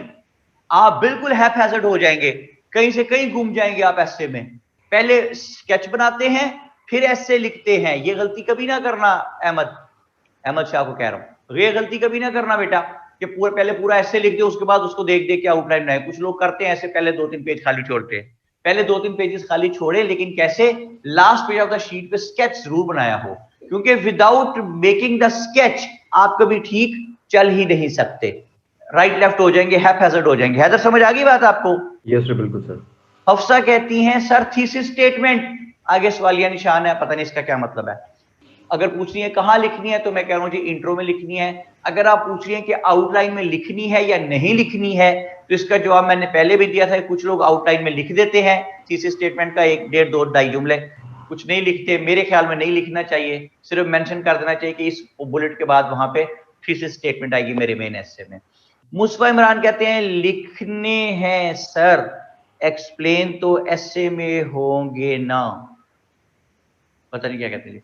मोहम्मद अमीर हमजा कह रहे हैं कि sir you have probably answered this before, but just to confirm, is the outline part of the word count? No, not at all. Outline is a different thing. It has got nothing to do with the total count, total word count of the essay. अच्छा जी, अहमद शाह कहते हैं rough में बनाए तो होगी outline, उसको follow कर लेंगे, ये भी ठीक है, पहले रफ में जरूर बनाए। अहमद शाह, बात आपकी ठीक है। हफ्सा सर प्लीज अनम्यूट मी जी। हैदराबाद बेटे से लेंगे इजाजत, और हफ्सा बेटे सर मेरा एक क्वेश्चन था, सर वो कर लूं सर? एक क्वेश्चन था। Thank you very much. जी कोई सर। पूछ तो नहीं रहे कुछ? सर क्वेश्चन था एक, सर पूछ मेरे बेटे प्लीज पहले हैदर का क्वेश्चन लें जी। जी जी सर, मेरा क्वेश्चन ये था कि सर जिस तरह आपने बताया कि क्लेम्स जो हम लेंगे अपने, क्लेम 1 लेंगे, देन एविडेंस लेंगे उसका, उसके बाद उसे अपोज करेंगे एंड देन रिफ्यूट। सर मैं ये कह रहा था कि अगर हम क्लेम्स लाइक अपने क्लेम्स हम पहले 2 मतलब 5 6 या जितने भी हमारे क्लेम्स होंगे, अगर हम उन्हें काउंटर कर लें, साथ एविडेंसेस दे दें, तो इज इट पॉसिबल कि एंड पे हम फिर लाइक 1 से 2 या 3 उनकी जो एंटी स्टांस होगा हमारा, जो दूसरे हमारे अपोनेंट्स हैं उनका जो व्यू होगा, और फिर उनको हम रिफ्यूट कर लें, ये पॉसिबल है या ये एक दूसरे के साथ पैरेलल में चलेंगे सर? ये पैरेलल में चलाएं बेटे, जैसे मैंने कहा है तो बेहतर है, वरना बड़े ना रेपिटेशन बहुत होगी। मतलब आपने क्लेम लिख दिए हैं, उनके एविडेंसेस दे दिए हैं, उसके बाद 9-10 सफ़े गुजर गए हैं, फिर आप कह रहे हैं कि जी वो जो पहला वाला मैंने जो क्लेम किया था ना, उसका अपोजिंग व्यू ये है, तो वो ना बड़ा एक अजीब सी चीज बनेगी। ठीक है, साथ साथ आए सीक्वेंस में तो ज्यादा खूबसूरत चीज बनती है। ओके हैदर, बेहतर, थैंक यू सर से बात कराएं जी। Haider thank you very much, nice talking to you, God bless you, जीते रहो, सलामत रहो। अच्छा जी, हसन अहमद क्या कहते हैं, नीट के लिए स्टार्ट में 3 पेज छोड़ दें, फिर फॉर आउटलाइन पेपर 5 साथ साथ लिखते जाएं आउटलाइन। हसन अहमद देखो बेटे, जो लास्ट पेज हमने जो स्केच बनाया है, इसके बुलेट्स और हेडिंग समेत लाइनें गिन लें। फर्ज करें 45 बनती हैं सब चीजों के समेत, तो बड़े आराम से आप जो पहला पेज है उसकी लाइनें गिने, जो दूसरा है उसकी गिने, फर्ज करें वो बन जाती हैं 60 बन जाती हैं, तो 45 आपके चाहिए आपको, तो कोई एक्स्ट्रा पॉइंट्स एक्स्ट्रा बुलेट जेहन में आ भी जाएंगे तो 10 12 15 ही आएंगे यार, तो उतनी लाइन खाली छोड़ दो आप, उतना पेज। ठीक है। अच्छा जी, मोहम्मद अहमद क्या कहते हैं पहले सायरा दिलावर हैं, सर स्केच की पिक सेंड करवा दें प्लीज, ये भी कर देते हैं। मोहम्मद अहमद कहते हैं सर आउटलाइन में बुलेट्स को नंबरिंग दे सकते हैं? यार नंबरिंग ना दें, खुदा का वास्ता क्यों देते हैं, मैंने लिखा था नो नंबरिंग, ठीक है, काटा मारा था ऊपर, खोपड़ी बनाई थी मैंने ऊपर। अहमद शाह कहते हैं is it compulsory to follow reverse chronological order in essay, like explaining present situation before the historical aspect? We usually explain the historical before the present situation. Not usually, Ahmad Shah. Normally people write present situation first and then they go move towards the historical aspect. तो लेकिन मैं ये नहीं कहता कि आप पहले historical aspect लिखिए फिर present में आए, तो आप गलत हो जाएंगे, ऐसा नहीं है। हार्ड एंड फास्ट रूल तो नहीं है, लिटरेचर का आर्ट्स का सब्जेक्ट है जी। कहाँ है जी, साथ कौन है? हफ्सा है जी। हफ्सा हेलो, अस्सलाम वालेकुम सर। वालेकुम सलाम मेरी बेटी, कैसी हो हफ्सा, ठीक हो? ठीक सर, आप सुनाएं। या फाइन थैंक यू। हफ्सा क्या पूछ रही है? सर मैं ये पूछ रही थी कि हम जो है ये मतलब ऐसे में जैसे आपने ये हेडिंग डाले, तो क्या हम इस तरीके से हम अपना ऐसे नीट ऐसे कर रहे होंगे तो उस टाइम हम अपना ये हेडिंग सीक्वेंस जो है इसको फॉलो कर सकते हैं? लाइक हम सजेशन की हेडिंग डाल लें, हम एफर्ट्स की हेडिंग डाल लें, तो हम इस तरीके से कर सकते हैं अपने नीट ऐसे में? ये सर नीट ऐसे में सवाल ही नहीं पैदा होता जी। ऐसे लिखे तो बेटे मैंने हेडिंग लिख के काटा मारा था ऊपर, खोपड़ी बनाई थी खतरे की। ये आउटलाइन में बन रही है। ओके सर, आउटलाइन में हेडिंग देंगे आप। Okay sir. ऐसे में तो हेडिंग देनी नहीं ना हमने कोई भी, ठीक है। सही। ऐसे में हेडिंग का काम मेरे बेटी हम किससे लेते हैं? मेन कनेक्टर से, याद आया? Yes sir, yes clear? Yes sir, yes. आपने नहीं तो मोजो शोजो पाली हुई? नहीं सर, मेरे पास इतना टाइम नहीं होता, मेरी हाउस जॉब भी चल रही है। अच्छा, हाउस जॉब कहाँ से कर रही हो? सर सिविल से। किधर से? Civil hospital Karachi. Civil hospital Karachi से हाउस जॉब कर रही हो? अच्छा, तो बेटे ये जो टीके लगा के, जहर के टीके लगा के डॉक्टरों ने बंदे मारे हैं, वाकई मारे थे? नहीं सर, ऐसा कुछ भी नहीं है, ये गलत बात है। अच्छा, ये रूमर्स है। आपने पहला इंजेक्शन जिंदगी में कब लगाया था अफसा? 3rd ईयर में? यस सर, जब मैं 3rd ईयर में हम लोग जब वार्ड स्टार्ट हुए थे तब। तो बच गया था बंदा? यस सर, बच गया था। कौन सा इंजेक्शन लगाया था उसे? सर निमोनिया का लगाया था। किस चीज का? सर निमोनिया था, चाइल्ड को pneumonia sir, lung infection, chest infection होता है उसमें बहुत सिवियर। ओहो, अच्छा अच्छा। तो वो बच्चे पे तजर्बा, पहला तजर्बा आपने एक बच्चे पे किया? Yes sir. Very good. चलो अब तो आप काफी तजर्बा हो गया होगा। अल्हम्दुलिल्लाह। Very good. चलिए जी, मारे बच्चों को, लोगों के बच्चे मारे लगाएं, ठीक है, उन्हें प्रैक्टिस करें अपनी। कोई कुछ कहे तो कोई जी मेरी प्रैक्टिस कर रही हूँ जी, मैं कर सकती हूँ। अच्छा जी। चलें Afsa, any other question Afsa? No sir, thank you sir. Okay, जीते रहो, सलामत रहो, खुश रहो। तो अब बात मेरी करा दें जी, किससे कराएं जी? सायरा दिलावर से बात कराएं, वो कुछ पूछ रही है, मुझे समझ नहीं आ रही वो क्या पूछ रही है। हेलो। हेलो, अस्सलाम वालेकुम सर। वालेकुम अस्सलाम। सायरा कैसी हो बेटा? जी सर, मैं बिल्कुल ठीक हूँ, आप कैसे हैं? या फाइन। सायरा क्या पूछ रही है बेटा? सर मैं ये पूछना चाह रही हूँ, जो आपने स्केच है ना रफ ड्रॉ किया है, काइंडली इनकी पिक जो सी है वो ग्रुप में सेंड करवा दें, एडमिन के ग्रुप में, वो डिस्कशन ग्रुप में नहीं। और सेकंड बात मैं आपसे पूछना चाहती हूँ, आप प्लीज इसको रिकॉल कर दें एक बार, जो रफ स्केच आपने ड्रॉ किया है सिर्फ इसी को। ये दूसरी वाली बात समझ नहीं आई बेटे। सर ये जो आपने रफ स्केच ड्रॉ किया है, आपसे प्लीज एक बार रिपीट कर दें। ये वाला कि ये वाला? No, yes this one. ये रफ स्केच है यस बेटा, एग्जैक्टली दिस वन। जो हम बनाते हैं ना नॉर्मली वो। या आई अंडरस्टैंड ये रफ है, लेकिन ये मुझे नजर नहीं आ रहा ना क्लियर। अच्छा, मैं बोल देता हूँ। इंट्रोडक्शन बनाया, नीचे बुलेट्स हैं उसके खाली, बुलेट्स में प्रेजेंट सिचुएशन है, बुलेट्स हैं, जेनेसिस है, बुलेट्स है, हिस्टोरिकल बैकग्राउंड है, बुलेट्स है। कोई इस पे लिखा कुछ भी नहीं हुआ, बस ये चीजें लिखी हुई हैं, ठीक है।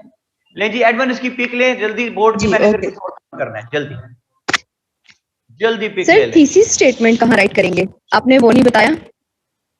क्या करूं थीसिस स्टेटमेंट को? ये सर थीसिस स्टेटमेंट इंट्रोडक्शन के बाद कहाँ आएगी? इसके बाद, इंट्रो के बाद। Introduction, yes sir. मैंने आपको बताया तो हुआ बेटा, पैराग्राफ लिखवा के बताया, हुक के साथ उसको अटैच करना है। Okay sir, okay, thank you sir. Commercial time. Sanitiser लगाइए बार बार, अपनी सेहत को रखिए शानदार और जारी रख सकिए अपना कारोबार। उम्दा सेहत,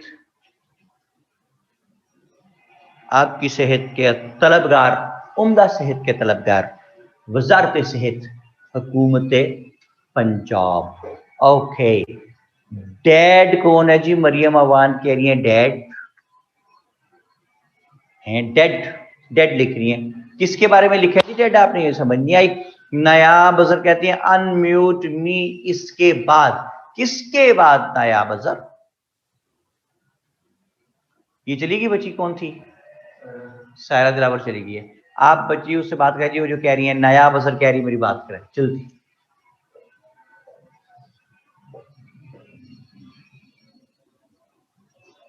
हेलो जल्दी भाई। अस्सलाम वालेकुम सर। वालेकुम अस्सलाम। नायाब कैसी है? मैं ठीक, आप कैसे हैं?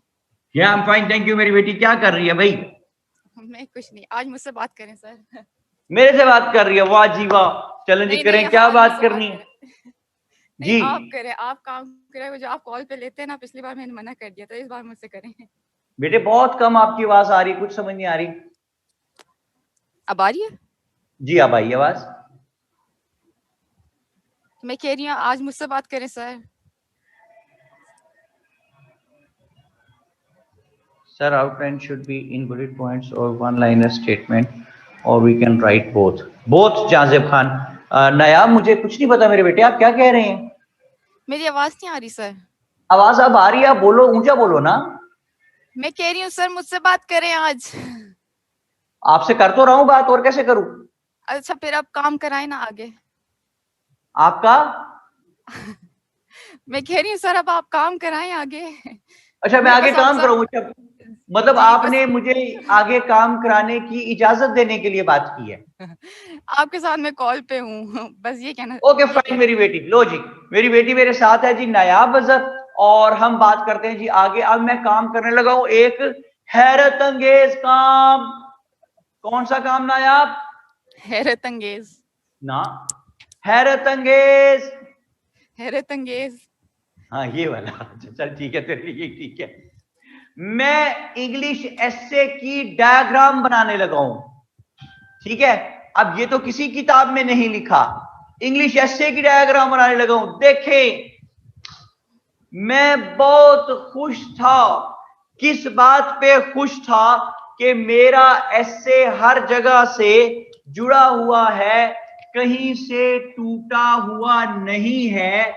ये देखिए, ये मेरा एसे है, ये इसकी आउटलाइन थी, ये इसमें डिफरेंट सेगमेंट्स थे, और मैं इस बात पे खुश था कि मेरा एसे कहीं से टूटा हुआ नहीं है।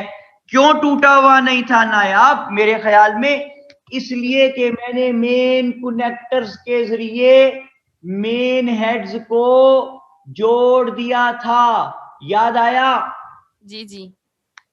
और फिर मैंने माइनर कनेक्टर्स की मदद से जोड़ना होता है पैराग्राफ्स को। तो इससे पहले कि हम एसे की डायग्राम की तरफ जाएं, एक स्टेप मुकम्मल कर लेते हैं छोटा सा, कि how to maintain connectivity in the essay. Okay, तो एक पेज को हॉरिजॉन्टल कीजिए और ऊपर हेडिंग दीजिए how to maintain connectivity in the essay.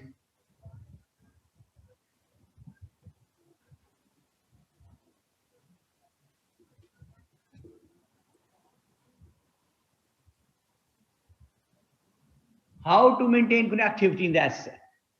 Time से कनेक्टिविटी कायम रखेंगे। किससे कायम रखेंगे नायाब? Time time.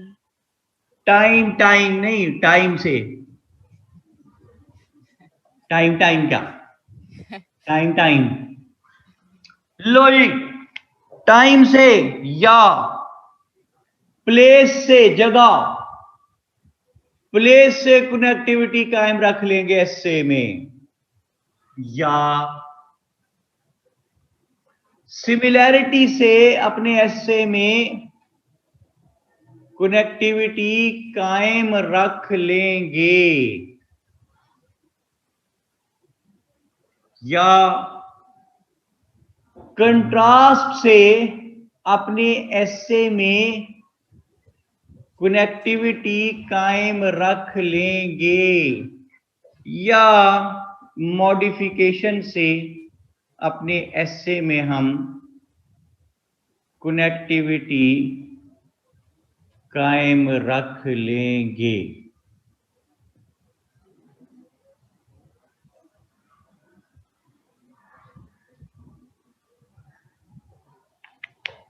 टाइम से कैसे कायम रख सकते हैं जी? लिखें, आफ्टर दिस,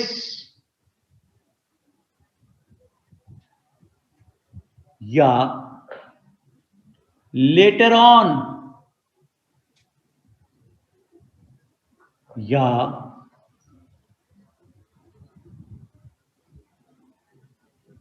अर्लियर, या इन ancient times,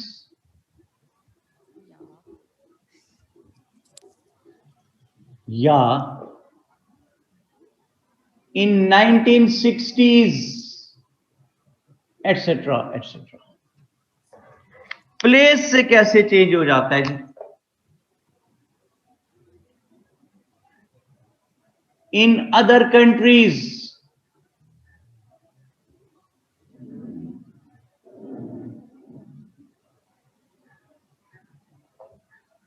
in other countries, या in South Asia, या in the next room,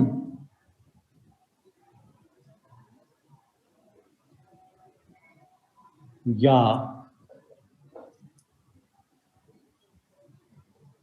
in Pakistan, yeah, in other institutions,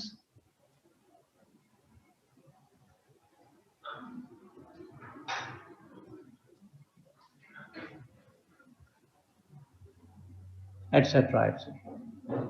similarity से कैसे आ जाता है जी?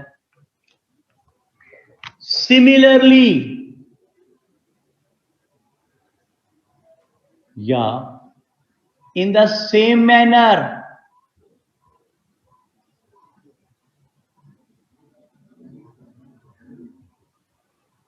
या much of the same applies to,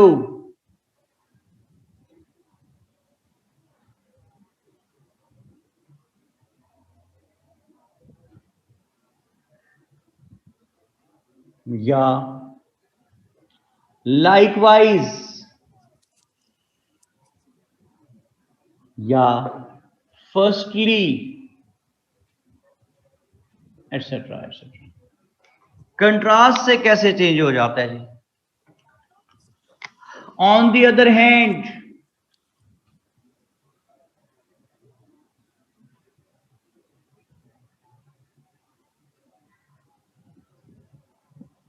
या contrary to that,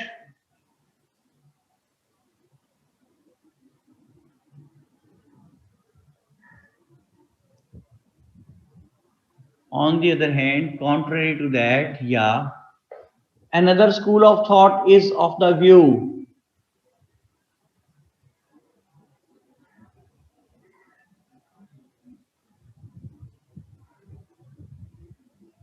मैं आप सो गई है? नहीं नहीं सर। तो बोलती रहा करना कुछ थोड़ा बहुत। अच्छा। लिख रही है साथ साथ बेटा, समझ आ रही है? जी जी आ रही है समझ। That's great. चलो जी, etc. मॉडिफिकेशन से कैसे चेंज हो जाता है जी? Nevertheless,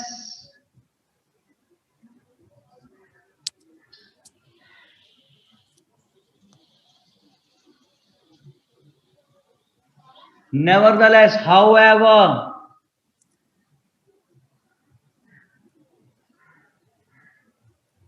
in addition to that,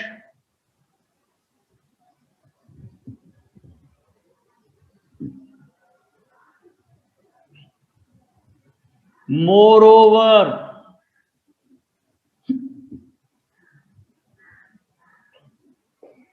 instead, rather, etc. etc. ले जनाब, ये है पैराग्राफ्स को चेंज करने का तरीका जिससे हम कनेक्टिविटी कायम रखते हैं। अहमद शाह क्या कह रहा है जी? वो कह रहे हैं, मोहम्मद अहमद कह रहे हैं सर नोट्स में तो ऐसे में बुलेट्स भी बनाई हुई हैं आपने। हाँ जी, तो क्या प्रॉब्लम है उसमें? मुझे तो कोई प्रॉब्लम नहीं नजर आता उसमें। अच्छा जी, अहमद शाह क्या कह रहे हैं? वो कह रहे हैं शी इज सेइंग कि आप कहते थे कि वो बात नहीं करती तो आज उससे बात करें आज। अच्छा अच्छा ठीक है, अच्छा याद आया, अब आपके बारे में कह रहे हैं वो। चलें, वेरी गुड जी Nayab, thank you very much, आपने हमारे से बात की। आज तो नयाब बेटी ने बात की जी, हम हमारी जिंदगी सफल हो गई। उस दिन मैंने मजाक किया था सर। अच्छा अच्छा, मजाक उसके एंड पे इमोजी नहीं बनाई थी, इसलिए वो टोन आपको डिफरेंट समझ आया था। बिल्कुल ठीक बात है जी। मुझे गलत समझ आया था क्योंकि मैं कम फहम इंसान हूं ना। तो अफसा कहती हैं सर थोड़ा सा साइड पे हो जाएं। अगर मैं साइड पे हो गया ना बेटा तो आपका इससे बीच में रह जाएगा। मैं बस ठीक है, अफसा ने कहा मैं साइड पे हो रहा हूँ, ये लो भाई, ये लो मैं गया, ये लो जी साइड पे हो गए। ठीक है जी, लिखते रहो बैठ के मजे से इसे। एडवन भाई इसकी पिक लेके दे दो इनको यार। लो जी साइड पे हो गया अफसा, ठीक है।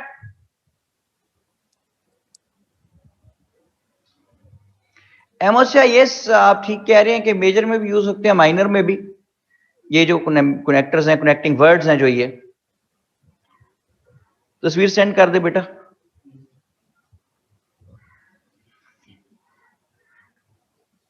ले जी, अब आप लोग एक काम करें कि नायाब आप भी यहां आप बोल दें बेशक, और कोई से लोग यहां पे लिखें, जेनेसिस के पॉइंट्स लिखें कि पाकिस्तान की इकोनॉमी वीक क्यों है। सिंपल सिंपल जेनेसिस का एक एक वजह लिखें, कोई अपनी लिखें जनाब, मैं वेट कर रहा हूं। नायाब आप बोलें। अच्छा,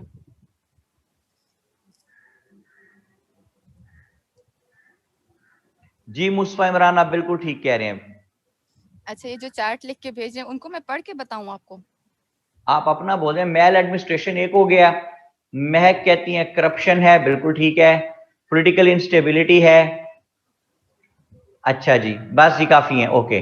लिखें जनाब, ये बच्ची जो है नायाब, नायाब देखें जी क्या क्या। ओ भाई बस, वीक इंडस्ट्री है, मारिया कह रही हैं, वीक इंस्टीट्यूशंस हैं, मोहम्मद अहमद कहते हैं, गना इरफान कहती हैं मिसमैनेजमेंट है, लैक ऑफ अकाउंटेबिलिटी है, मुस्फा कहते हैं लेस जीडीपी है, पॉलिटिकल इंस्टेबिलिटी है, इनएफिशिएंट यूज ऑफ रिसोर्सेज है। देखा जेनेसिस के आप लोग कितने जेनेसिस आपने निकाल लिए इकोनॉमी के। ले जनाब, सबसे पहला जो हमारे पास आया वो हम बस और ना लिखो यार, lack of sorry political instability. ये क्या है नायाब? ये पहला बुलेट है किसका? जेनेसिस का। किस ऐसे का? Economic crisis in Pakistan. Done है जी सर। तो लिखिए ऊपर इकोनॉमिक क्राइसिस इन पाकिस्तान, नीचे हेडिंग दीजिए जेनेसिस,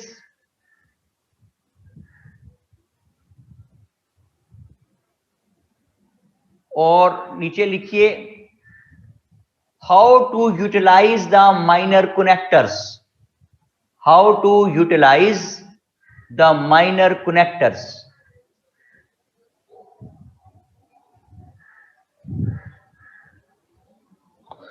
तो जेनेसिस के बुलेट्स लिखिए। सबसे पहला है पॉलिटिकल इंस्टेबिलिटी।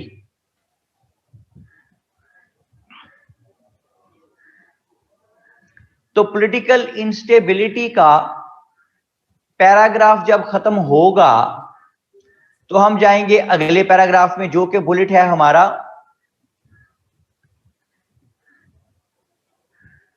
करप्शन का। तो देखें कैसे लिखते हैं। Similarly corruption can also be categorised as a major reason for the weak economy of Pakistan.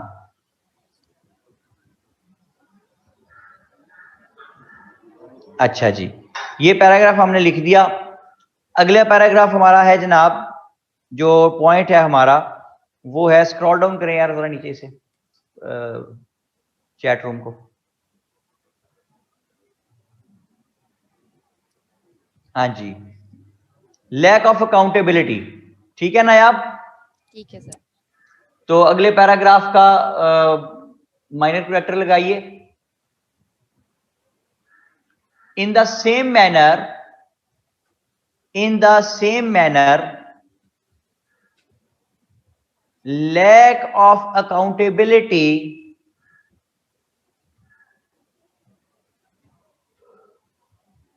has also proved fatal for the economy of the country.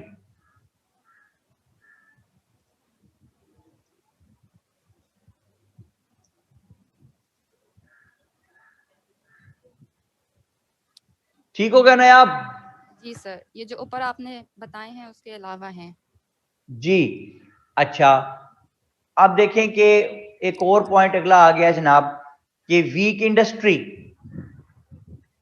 तो हम क्या कहते हैं जनाब, अगला पैराग्राफ स्टार्ट हुआ, लिखिए likewise weak industry has also caused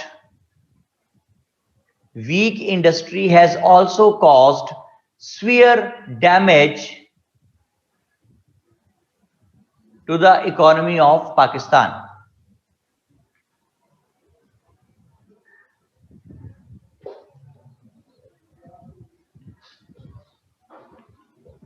हाँ जी, समझ आई जी आपको क्या हो रहा है नायाब? Yes sir. यानी आप देखें कि हमने, क्योंकि जेनेसिस है ना, एक जैसी चीजें हैं, तो पैराग्राफ जब चेंज करना है तो कोई ऐसा वर्ड लिख देना है जिससे उसे पता चले कि अभी ये वैसी ही चीज बयान कर रहा है। तो ये जो पहले एक दो वर्ड होते हैं माइनर कनेक्टर, मेरा हाथ देखिएगा, ये ऊपर वाले पैराग्राफ को पकड़ लेते हैं जाके, ठीक है, और चेन का नेटवर्क कायम रहता है। तो मेरी जो खुशी थी कि मैंने मेन कनेक्टर, जुमला मेन कनेक्टर्स की मदद से मेन हेड्स को जोड़ दिया था, वो उस वक्त अधूरी रह गई थी जब किसी ने मुझे बताया कि जनाब आपका ऐसे तो टूटा पड़ा है जगह जगह से, पैराग्राफ तो जुड़े नहीं हुए आपस में। तो आज मैंने पैराग्राफ्स को माइनर कनेक्टर्स के जरिए जोड़ दिया। Okay, yes sir. ये माइनर कनेक्टर वो दो तीन लफ्ज हैं जो पढ़ते ही पढ़ने वाले को पता चल जाता है कि अब ये क्या बात करने लगा है। जैसे कि आपने एक पैराग्राफ लिखा कि पाकिस्तान में अयूब दौर में ये हुआ, बेसिक डेमोक्रेसीज बन गई, कॉन्स्टिट्यूशन आ गया, इलेक्शन हो गए, वार हो गई, ताशकंद अकॉर्ड हो गया, फिर अयूब डिफेम हो गया, फिर वो छोड़ के चला गया। पैराग्राफ चेंज किया और लिखा after this Yahya Khan got the range of power. जो ही आपने लिखा ना आफ्टर दिस, ये टाइम से पैराग्राफ चेंज किया आपने, तो आफ्टर दिस ये दो लफ्ज पढ़ते ही पढ़ने वाले को पता चल गया कि अब ये बताएगा कि अयूब दौर के बाद क्या क्या हुआ। समझ आई जी बात आपको? Yes sir. तो मुस्तफा इमरान क्या कहते हैं, sir basically these 4 points are starting sentence of each new paragraph which we will further elaborate in the essay. Yes of course, ये तो मैंने आपको मिसाल देके, मुस्तफा इमरान बिल्कुल ठीक कह रहे हैं बेटा, आप मुस्तफा इमरान आप बिल्कुल ठीक कह रहे हैं, वाकई मैंने मिसाल दी है कि इस तरह से चेंज किया था जेनेसिस में। अच्छा, तो अगर बिल्कुल उलट बात करनी हो, जैसे कि आप बता रहे हैं कि जनाब सिंगापुर में ये होता है, ये होता है, ये होता है, इसकी वजह से उनकी इकोनॉमी टॉप पे पहुंच गई, सिंगापुर ये करता है, ये कर, पैराग्राफ चेंज किया और पाकिस्तान के बारे में लिखना है, तो आप अब इसको दो तरह चेंज कर सकते हैं पैराग्राफ को, दो तरह के माइनर कनेक्टर से। आप इसको कंट्रास्ट से भी चेंज कर सकते हैं और आप इसको प्लेस से भी चेंज कर सकते हैं। कैसे प्लेस से कैसे चेंज करेंगे कि इन Pakistan these practices are completely ignored, that is why our economy is not that much strong as the economy of Singapore. नया बात समझ आई आपको? जी सर, जी सर। ये प्लेस से चेंज किया मैंने इन पाकिस्तान करके। अब मैं आपको कंट्राडिक्शन से, कंट्रास्ट से चेंज करके दिखाता हूं इसको। सिंगापुर में ये होता है, ये होता है, ये होता है, ये होता है, इकोनॉमी बड़ी स्ट्रांग है, पैराग्राफ चेंज किया और लिखा contrary to that in Pakistan situation is quite different. तो कॉन्ट्रेरी टू दैट, ये पढ़ते ही उसको पता चल गया कि अब जो पहले इसने बात की थी उसके बरक्स पे बात करने लगे। ओ कोई बात समझ में आती है? जी सर, आती है। तो इंशाल्लाह ताला बफज़ल खुदा बशर्ते जिंदगी नेक्स्ट टाइम जब आपसे मुलाकात होती है, मोस्ट प्रोबेबली कल या डे आफ्टर जब भी होती है, तो मैं आपको यहां हम बोर्ड पे रख के एक ऐसे मैन्युफैक्चर करेंगे, ठीक है, और उसको मैन्युफैक्चर करने से पहले मैं आपको बना के दूंगा एसे की picture, diagram of the essay. मैं क्या कहती है, कहती if these are minor, what are major ones? बड़ी तफसील से महक बेटे मैंने इस पे बात की। मेजर वंस वो है मेरा बेटा जिनको मैंने मेन हेड्स चेंज करने के लिए इस्तेमाल किया। सुन ले महक ध्यान से, माइनर कनेक्टर इस्तेमाल होते हैं पैराग्राफ चेंज करने के लिए ताकि पैराग्राफ्स में कनेक्टिविटी कायम रहे, और मेजर कनेक्टर्स जो हैं वो होते हैं जो हेड चेंज होता है। इस तरह प्रेजेंट सिचुएशन से जेनेसिस में गए, जैसे जेनेसिस से आप हिस्टोरिकल बैकग्राउंड में गए, हिस्टोरिकल बैकग्राउंड से सजेशंस में गए, इस तरह। अच्छा जी, हसन अहमद कहेगा सर इनको कहा करें आपकी क्लासेस कंसेक्यूटिव रखा करें, कनेक्टिविटी टूट जाती है। क्यों मेरे बेटे, गजनी हो जाता है? नहीं रख सकते ना, कनेक्टिव कंटिन्यूस नहीं रख सकते बेटा, बहुत वर्कलोड होता है मेरे पे, ऑफिस का भी बड़ा काम होता है, फिर यहाँ भी रेगुलर क्लासेस भी हैं, मैं बेवकूफ़ी की हद तक मसरूफ आदमी हूँ, तो इसलिए थोड़ा ना आगे पीछे हो जाता है। ठीक है गजनी भाई, तो अच्छा, मूंगफलियां बेचने के तो अभी गजनी हो जाता, ठीक है।